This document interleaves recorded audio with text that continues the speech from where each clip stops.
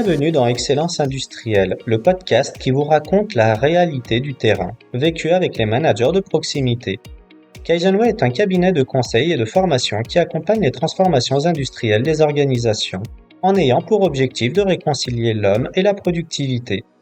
En nous écoutant, vous nous entendrez mettre en lumière un outil, une méthodologie ou une approche d'amélioration de la performance, et nous tenterons surtout de vous raconter comment cela est vécu par les protagonistes concernés et quels gains cela peut apporter.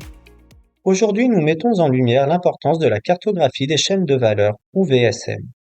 Le cas réel est le suivant. Nous vous racontons une situation vécue dans une entreprise de plasturgie. Je suis Arnaud Torres, responsable d'activité conseil en transformation industrielle et formation chez Kaizenway.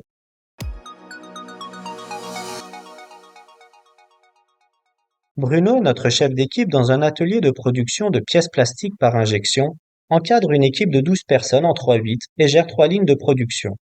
Ce dernier observe mois après mois que son équipe n'atteint pas les objectifs de productivité, ce qui crispe son équipe lors des réunions quotidiennes d'équipe. Bruno, c'est toujours la même chose.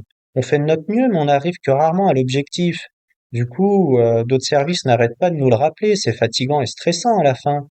En effet, le taux d'OTD des 3 lignes n'est que de 60% au lieu des 90% attendus.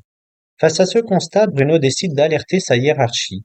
Celle-ci décide d'initier un projet Kaizen pour réaliser une VSM sur une semaine, tout en se faisant accompagner par Kaizenway. Ainsi, les deux consultants Kaizenway ont d'abord formé les acteurs à la VSM, puis, après avoir constitué un groupe de travail de 6 personnes et s'être appuyé sur le processus de fabrication actuel, une VSM a été mise à jour. Celle-ci a permis d'identifier et de recenser sur chaque poste les données métriques, nombre d'acteurs, temps de traversée du poste, capacité de production, mais aussi de faire apparaître le goulot d'étranglement du processus et les stocks non maîtrisés.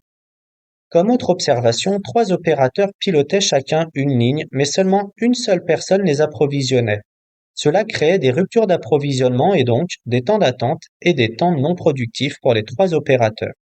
Par conséquent, un rééquilibrage des charges de travail entre les 4 opérateurs a été réalisé, ce qui a permis de diminuer par 2 les temps d'attente. Le taux d'OTD est passé de 60% à 91% sur ces 3 lignes. De plus, 3 opérateurs ont converti 30 minutes par jour de non-productivité en temps productif, soit plus de 300 heures par an pour un montant de 10 000 euros.